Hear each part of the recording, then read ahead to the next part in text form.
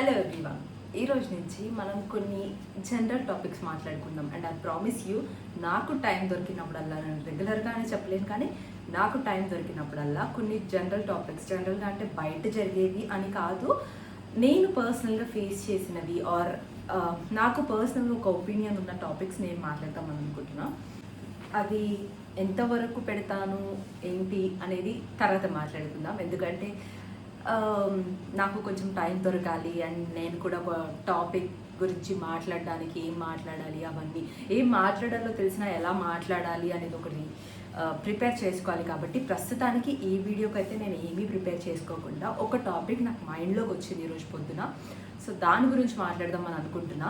ఈ టాపిక్ విన్న తర్వాత మీకు ఒకవేళ అది నచ్చినా లేదా మీరు కనెక్ట్ అయినా లేకపోతే అది మీకు హెల్ప్ అవుతుంది అని అనిపించినా సరే, మిగతా వీడియోస్ అన్నీ మీరు చూడాలి అని అనుకుంటే నా ఛానల్ని సబ్స్క్రైబ్ చేయండి. మన ఛానల్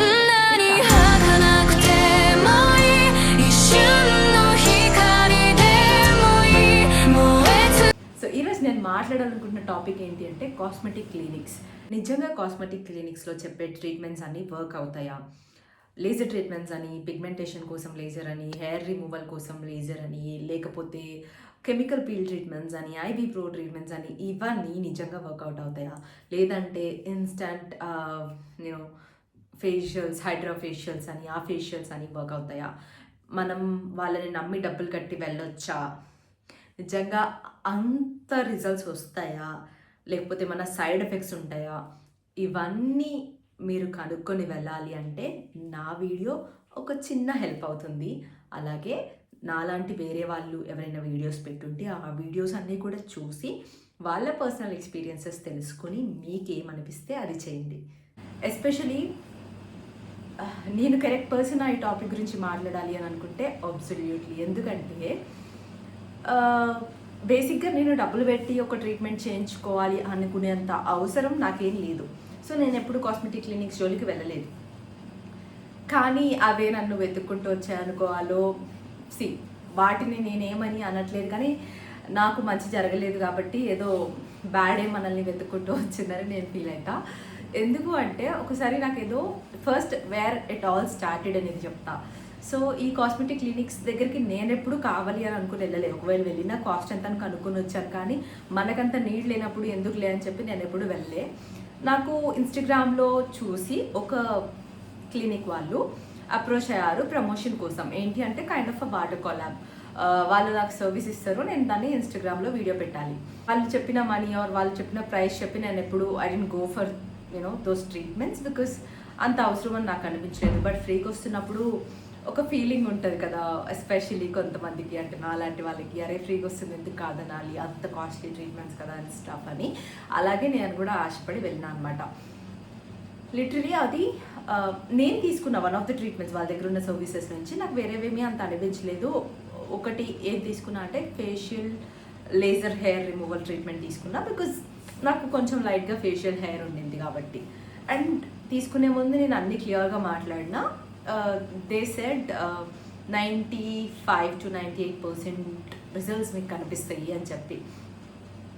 టు బీ హానెస్ట్ చెప్తున్నా, ఇట్స్ బీన్ ఆల్మోస్ట్ 1.5 year నేను ఆ ట్రీట్మెంట్ తీసుకొని మెయింటైన్ చేయాలని కూడా చెప్పారు.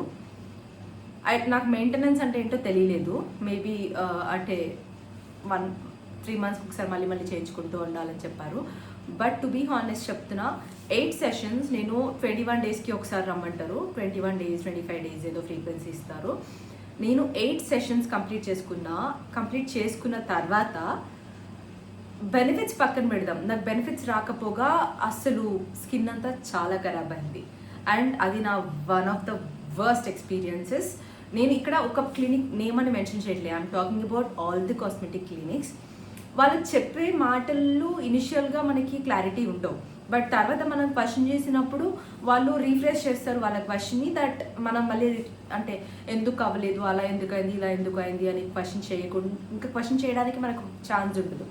సో 95 to 98% ఖచ్చితంగా రిజల్ట్స్ కనిపిస్తాయి అన్నారు. అండ్ నాకు అది ఫ్రీగా వస్తుంది ట్రీట్మెంట్ కాబట్టి నేను చేయించుకున్నా. అయితే ఫస్ట్ సెషన్కి వెయిట్ చేసిన రిజల్ట్ రాలేదు. సెకండ్ సెషన్కి అప్పుడు నేను అడిగాను కూడా, అడిగితే అట్లీస్ట్ 5 sessions తర్వాత you will see the results అన్నారు. 8 sessions అయిపోయిన తర్వాత మెయింటెనెన్స్ అంటే ఏంటి, 8 సెషన్స్ అయిపోయిన తర్వాత మనకి ఏదైనా రిజల్ట్ కనిపించింది ఆర్ అసలు కంప్లీట్గా పోయింది ఆర్ 95 to 98% ఏదైతే అన్నారో ఆ బెనిఫిట్ వచ్చిన తర్వాత అది మెయింటైన్ చేయడానికి మాత్రం మనము మెయింటెనెన్స్ చేసుకోవాలి. లైక్ 3 monthsకి ఒకసారో 6 monthsకి ఒకసారో. అది కాకుండా ఇంకా కంటిన్యూ చేసుకుంటూనే వెళ్ళాలి ఎవ్రీ 21 daysకి అంటే అది మెయింటెనెన్స్ అని అన్నారు, రైట్? సో నాకు 8 సెషన్స్ అయిపోయింది. ఆ 21 daysలో రిజల్ట్ అనేది అక్కడ ఏం లేదు. ఎందుకంటే లేజర్ చేయడానికి ముందు మొత్తం హెయిర్ అంతా లైక్ వాళ్ళు రేజర్తో షేప్ చేస్తారనమాట. సో అది మొత్తం క్లియర్ చేసిన తర్వాత లేజర్ ట్రీట్మెంట్ చేస్తారు. ఆ 21 daysలో అది మళ్ళీ రీగ్రో అయ్యేలోపు ఇంకొక సెషన్ వస్తుంది. సో మనకు అంత ఛాన్స్ దొరకదు, అంటే గ్రోత్ ఆగిందా లేదా అని చూసుకునేంత ఛాన్స్ మనకి సెషన్స్ ఇన్ బిట్వీన్ సెషన్స్లో తెలియదు. అయిపోయిన తర్వాతే కదా తెలుస్తుంది. ఆ 8th సెషన్ అయిపోయింది, అంటే నా ఫైనల్ సెషన్ అయిపోయిన తర్వాత మళ్ళీ యాజ్ యూజువల్ 3-4 weeks తర్వాత నాకు నార్మల్ టైంలో ఎలా అయితే హెయిర్ ఉండేదో అలానే రావడం స్టార్ట్ అయింది. ఐ వాజ్ లైక్ ఓకే, అంటే కొంచెం తగ్గుతుంది అన్నారు కదా, సో ముందంత ఉండకపోవచ్చు, జస్ట్ లైట్గా కనిపిస్తుందేమో అంతేలే అని అనుకున్నా. But then trust me, once అది ఐబ్రోస్ కానివ్వండి, ఫేషియల్ హెయిర్ కానివ్వండి, లేకపోతే body hair, whatever it is, ఒక్కసారి మనం దాన్ని కట్ చేయడం, మన నార్మల్ హెయిర్ అయినా సరే ఒక్కసారి మనం దాన్ని కట్ చేయడం స్టార్ట్ చేసాము అని అంటే అది పెరుగుతూనే ఉంటుంది, దానికి ఎండ్ అనేది ఉండదు. అన్లెస్ మనం మరీ, అంటే నాకు తెలీదు సెలబ్రిటీస్ ఏం చేస్తారు, I'm not talking about celebrities, but జనరల్గా ఒక నార్మల్ మిడిల్ క్లాస్ పీపుల్గా ఎవరైతే ఇలాంటి ట్రీట్మెంట్స్ తీసుకోవాలనుకుంటున్నారో వాళ్ళకి చెప్తున్న మాటలు నావి. సో ఆ రేజర్తో చేయడం, ముందెప్పుడు నేను ఫేస్ మీద రేజర్ పెట్టలేదు టు బీ హానెస్ట్. సో ఆ రేజర్తో చేయడం వల్ల నా గ్రోత్ తగ్గుతుంది అనుకున్నా ఆ లేజర్ ట్రీట్మెంట్స్ వల్ల. బట్ నో, ముందు కంటే ఇంకా ఎక్కువ పెరిగింది ఇప్పుడు నేను లైక్ ఎవ్రీ 2 to 3 weeksకి ఒకసారి హెయిర్ రిమూవ్ చేసుకోవాల్సి వస్తుంది. ముందెప్పుడు నేను అంత అసలు నాకు గుర్తు కూడా లేదు నేను అంతలా ఫేషియల్ హెయిర్ రిమూవల్ చేసుకున్నాను అని చెప్పేసి. బట్ ఇప్పుడు నాకు అదొక రొటీన్ అయిపోయింది, బికాస్ వచ్చే హెయిర్ కూడా థిక్ హెయిర్ వస్తుంది. సో ఐ హ్యాడ్ టు, ఎందుకంటే it won't look good on face కదా. So it was a very bad experience for me. సరే, అక్కడితో వదిలేద్దాం. తర్వాత నేను క్వశ్చన్ చేసినప్పుడు లైక్, అంటే నాకు ఇంతకుముందు PCOD ఉండేది, ఇప్పుడు కంట్రోల్లోనే ఉంది. But then however hormonal imbalance ఉన్నప్పుడు అవి ఎస్పెషలీ హెయిర్ గ్రోత్ అనేది కంట్రోల్లో ఉండదు అని చెప్పారు. అది ట్రీట్మెంట్ స్టార్ట్ చేయకముందు చెప్పాలి. అండ్ ఇప్పటికి కూడా మీరు ఏ క్లినిక్స్కైనా వెళ్తే they will tell you hormonal imbalance ఉన్న వాళ్ళకి హెయిర్ గ్రోత్ అనేది అంత కంట్రోల్లో ఉండదు అని. బట్ ఎలా అయినా సరే దే విల్ సజెస్ట్ యూ, అంటే సేమ్ ఇలానే చెప్పి 90 to 95% ఆర్ ఎంతో కొంత డిఫరెన్స్ ఉంటుంది అని చెప్పి మనం ఆ 90 అనే నెంబర్ని చాలా పెద్దగా చూసి, కొంచెం మనకు ముందు తెలియదు కదా, సో నిజంగానే చాలా లైక్ మంచి చేంజ్ వస్తుందేమో అని చెప్పి వెళ్తాం. బట్ నో, అలా వెళ్ళకండి. మీరు వెళ్ళే ముందు చాలా రీసెర్చ్ చేసి చాలా వీడియోస్ చూసి వెళ్ళండి. ఎందుకంటే end of the day money waste అయిపోతున్నాయి కదా అక్కడ. సో వెనక్కి తిరిగి చూసుకుంటే రిగ్రెటే అవుతుంది అది. సరే, అది కూడా పక్కన పెట్టేద్దాం. హార్మోనల్ ఇంబ్యాలెన్స్, హెయిర్ గ్రోత్ ఉండదు, వాట్ ఎవర్, హెయిర్ గ్రోత్ కంట్రోల్లో ఉండదు, వాట్ ఎవర్ వాళ్ళు చెప్పే రీజన్స్ పక్కన పెట్టేద్దాం. Talking about the skin now. నా స్కిన్ చూసారా? మీకు ఇప్పుడు తెలియట్లేదేమో, because I'm trying so hard to get my old skin back. ముందు నా స్కిన్ చాలా అంటే చాలా స్మూత్గా ఉండేది.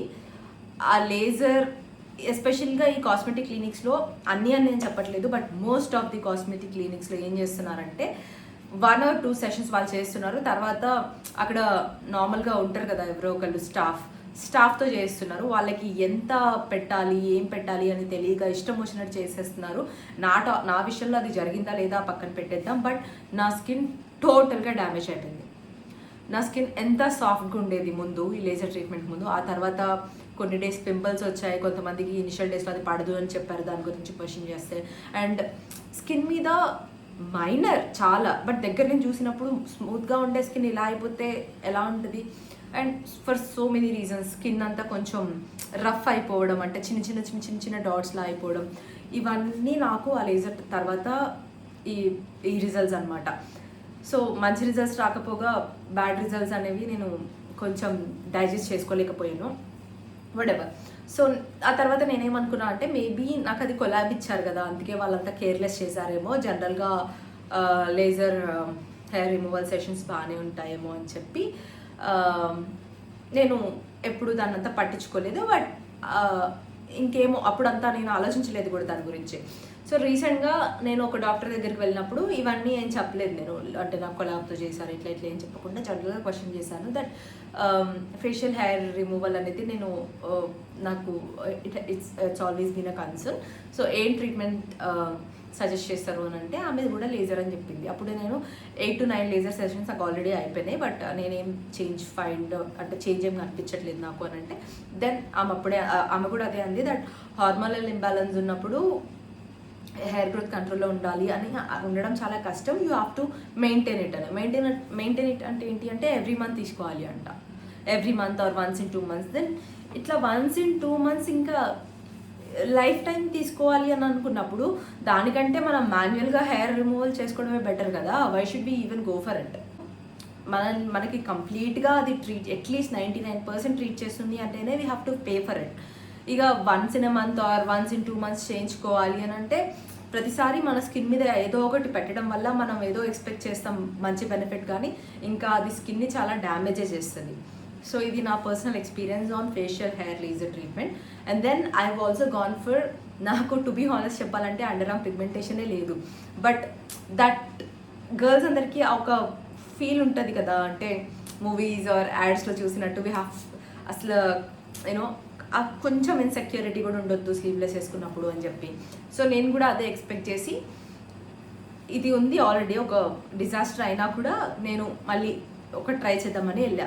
ఏంటి అండర్ ఆర్మ్ పిగ్మెంటేషన్ పీలింగ్ అని చెప్పి. సో అండర్ ఆర్మ్ పిగ్మెంటేషన్ అని కాదు, లైక్ గ్లో అని చెప్పొచ్చు, నాకు పిగ్మెంటేషన్ లేదు కాబట్టి కొంచెం ఫేర్నెస్ కోసం అని చెప్పొచ్చు. సో ఆమె కెమికల్ పీల్ ఏదో 2 pills అసలు 1 చాలు, బట్ లెట్స్ గో విత్ 2 అని చెప్పి 2 చేసింది. అండ్ ఈ డాక్టర్స్తో ఇది ఒక్కటే తలనొప్పి, ముందే ఏం చేయాలి తర్వాత ఏం చేయాలి అని చెప్పాలి.